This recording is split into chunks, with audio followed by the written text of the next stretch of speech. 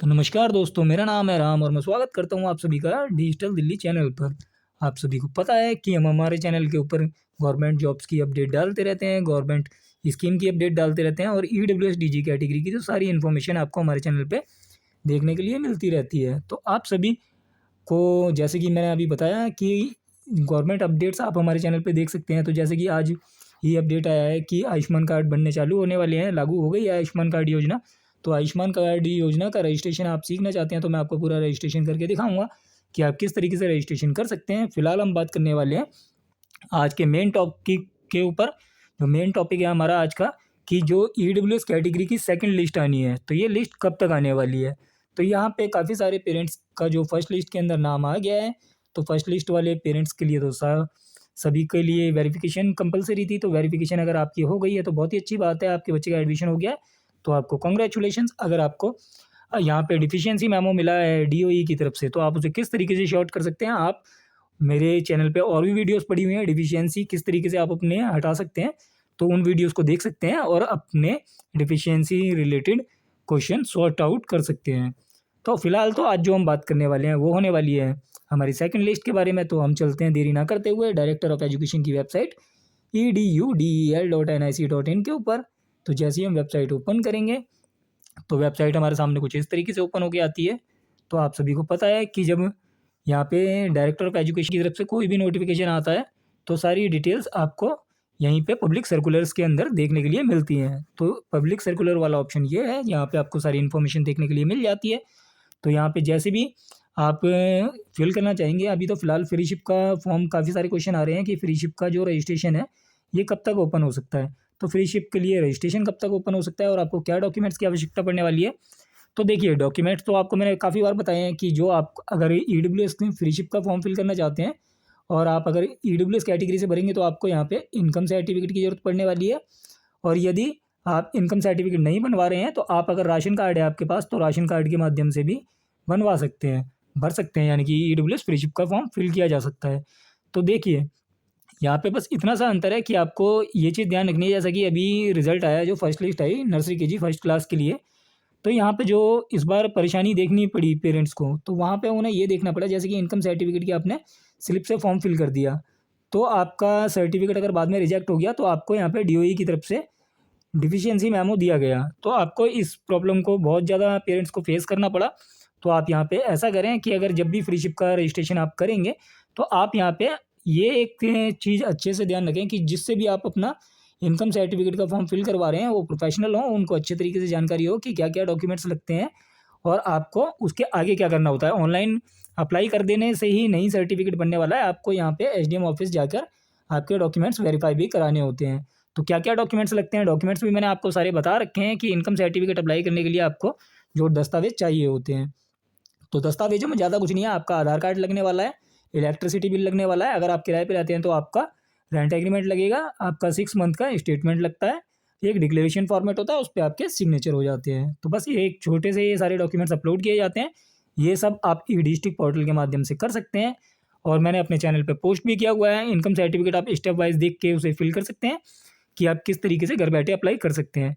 और अगर चाहें आप तो हमारे थ्रू भी आप आवेदन करवा सकते हैं इनकम सर्टिफिकेट के लिए या राशन कार्ड के नेम एडिशन के लिए या नया अप्लाई करने के लिए। तो ये चीज़ तो हो गई आपको जो फ्रीशिप के लिए डॉक्यूमेंट्स की ईडब्ल्यूएस में ज़रूरत पड़ने वाली है कि आप या तो इनकम सर्टिफिकेट से अप्लाई करेंगे या राशन कार्ड के जरिए अप्लाई करेंगे। अब मान लीजिए आप अगर डीजी कैटेगरी से फ्रीशिप का फॉर्म फिल करना चाह रहे हैं तो डीजी कैटेगरी के लिए आपको जो डिमांड होती है वो आपका कास्ट सर्टिफिकेट चाहिए होता है। तो कास्ट सर्टिफिकेट में आपको यहाँ पे 3 कैटेगरीज में आप फॉर्म फिल कर लेते हैं, जैसे कि मोस्टली लोगों पे एससी, एसटी या ओबीसी सर्टिफिकेट होता है। तो यहाँ पे देखिए, ओबीसी सर्टिफिकेट अगर आपके पास है तो अगर आप डीजी कैटेगरी से फॉर्म फिल कर रहे हैं फ्रीशिप का, तो यहाँ आपको ये चीज़ ध्यान रखनी है कि जैसे कि इस बार काफ़ी बार डीओई के अंदर ये ऑब्जेक्शन दिया गया है पेरेंट्स को कि ओबीसी सर्टिफिकेट आपका जैसे लास्ट ईयर का बना हुआ है तो आपसे यहाँ पे ओबीसी एनसीएल सर्टिफिकेट की डिमांड की गई। तो ओबीसी एनसीएल सर्टिफिकेट दिल्ली के अंदर ऑफलाइन माध्यम से बनता है। इसके बारे में मैं पिछले वीडियोस में आपको बता चुका हूँ कि किस तरीके से आप बहुत आसानी से बनवा सकते हैं ओबीसी एनसीएल सर्टिफिकेट। बट अगर आप अपना ओबीसी सर्टिफिकेट सेंटर में कन्वर्ट करवाना चाहते हैं तो आप उसके लिए हमारे से कॉन्टैक्ट कर सकते हैं, हम आपके लिए आवेदन कर देंगे। तो ये चीज़ हो गई आपकी डीजी कैटेगरी से जो आप फ्रीशिप का फॉर्म फिल करेंगे। तो फ्रीशिप का फॉर्म देखिए आप सेकंड क्लास से लेके 9th क्लास तक फिल कर सकते हैं। यानी कि आपका बच्चा अगर आप सेकंड क्लास में एडमिशन कराना चाहते हैं, थर्ड में कराना चाहते हैं, फोर्थ में, फिफ्थ में, सिक्स में, सेवन्थ, एट्थ, 9th, तो किसी भी क्लास में आप अपने बच्चे का एडमिशन कराना चाहते हैं ईडब्ल्यूएस फ्री शिप से, तो आपको यहाँ पे आप आसानी से आवेदन करा सकते हैं। और यहाँ पे बस एक चीज़ होती है, जैसे कि मान लीजिए आप किसी ने एक कमेंट किया था कि कल डिफरेंस नहीं बताया मैंने ईडब्ल्यूएस जो नॉर्मल एडमिशन होते हैं और फ्री शिप जो एडमिशन होते हैं इनमें। तो जो इसके अंदर डिफरेंस क्लियर सा है कि देखिए जो ईडब्ल्यूएस से एडमिशन होते हैं नर्सरी केजी फर्स्ट क्लास के लिए, इनके अंदर काफ़ी सारी सीटें होती हैं क्योंकि ये फ्रेश बैच होते हैं। और जो फ्री शिप का फॉर्म निकलता है इसके अंदर सीटें काफ़ी कम आती हैं, क्योंकि किसी का बच्चा ऑलरेडी स्कूल के अंदर पढ़ रहा है तो वो वहाँ से नाम तो कटवाते नहीं है। बहुत रेयर चांस होता है कि किसी किसी स्कूल के अंदर सीटें हों। तो जिस स्कूलों में सीट होती हैं तो पहली चीज़ तो यहाँ पे सीटें बहुत कम आती हैं फ्री शिप के एडमिशन के लिए। बट अगर यहाँ पे सीटें आ रही हैं, जैसे कि 2024-25 के सेशन में काफ़ी अच्छी सीटें आई थी फ्री शिप के लिए, और यहाँ पे मेरे 2 फ्रेंड्स के एडमिशन हुए थे और दोनों के अनुरुद्धे विद्यालय के अंदर एडमिशन हुए थे। और अनुरुद्धे विद्यालय में एक अच्छी चीज़ है कि अनुरुद्धे विद्यालय ने ना तो लास्ट ईयर बुक्स, ड्रेस और ना राइटिंग मटेरियल के लिए पैसे चार्ज किए। बाकी स्कूल अगर आपसे इस तरीके के पैसे चार्ज करते हैं तो आप यहाँ पे स्कूल की कंप्लेंट करें। स्कूल की कंप्लेंट करने के लिए आप मेरे को व्हाट्सएप पे पूछ सकते हैं कि आपको किस तरीके से कंप्लेंट राइट करनी है। तो आप इस तरीके से कंप्लेंट राइट करके नोडल ऑफिस की जो वेबसाइट है आप उस पर डायरेक्ट कंप्लेंट कर सकते हैं। तो ये पॉइंट भी आपका क्लियर हो जाता है कि आप फ्री शिप का, और जो रजिस्ट्रेशन डेट है फ्री शिप की, तो रजिस्ट्रेशन डेट का ऐसा है कि देखिए अभी ऑफिशियली तो कुछ भी अनाउंस नहीं हुआ है, ऑफिशियली अनाउंस होने में थोड़ा समय है, पर इस अप्रैल मंथ के अंदर यहाँ पे आपको फ्री शिप का फॉर्म देखने के लिए मिल सकता है। तो जैसे ही रजिस्ट्रेशन का कुछ नया अपडेट आता है, जैसे कि पब्लिक सर्कुलर में आप चेक कर पाएंगे, अभी अगर हम क्लिक करते हैं तो पब्लिक सर्कुलर के अंदर कोई भी नया नोटिफिकेशन नहीं है। जो नोटिफिकेशंस हैं वो वैकेंसी से रिलेटेड है। तो यहाँ पे अभी कोई ईडब्ल्यूएस फ्री शिप से रिलेटेड नोटिफिकेशन नहीं आया है। और साथ ही साथ जैसे मान लीजिए आपको सेकंड लिस्ट देखनी हो, तो सेकंड लिस्ट कब तक आ सकती है? सेकंड लिस्ट के लिए देखिए आपको यहाँ पे नोटिफिकेशन देखने के लिए मिल जाने वाला है कि second list see all links पे आप क्लिक करेंगे तो आपको यहाँ पे सारी डिटेल्स देखने के लिए मिलने वाली है। तो यहाँ पे अगर अभी तो डिटेल आई नहीं है कि ये ईडब्ल्यूएस की सेकंड लिस्ट कब तक आएगी। तो यहाँ पे देखिए जो फर्स्ट लिस्ट का टाइम टेबल है, यानी कि पूरा कंप्लीट होने का, ये 26 मई तक के लिए दिया गया है। तो यहाँ 26 मई के बाद में ही यहाँ पे सेकंड लिस्ट आने की संभावना है, इससे पहले नहीं आने वाली है ईडब्ल्यूएस की जो सेकंड लिस्ट है। और यहाँ पे आपको एक चीज़ का ध्यान रखना है, जैसे कि जो सेकंड लिस्ट आएगी तो यहाँ पे कितनी सीटों पे एडमिशन होगा। तो देखिए जैसा कि करीब 38 से 40 हज़ार सीटें थीं इस बार एडमिशन के लिए, पर जो रजिस्ट्रेशन हुए वो करीब 2.5 लाख रजिस्ट्रेशन हुए। तो जितनी ज़्यादा सीटें फर्स्ट लिस्ट में अलॉट हो जाती हैं, उसके बाद यहाँ पे ऐसा तो नहीं है कि वो सेकंड लिस्ट में कुछ सीटें बचा के रखते हैं।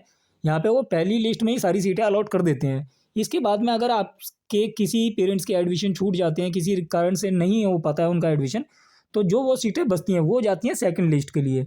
तो यहाँ पे गिनी चुनी सीटें होती हैं सेकंड लिस्ट के लिए, मतलब ज़्यादा सीटों पे एडमिशन नहीं होता है, लिमिटेड सीटें रह जाती हैं सेकंड लिस्ट के लिए।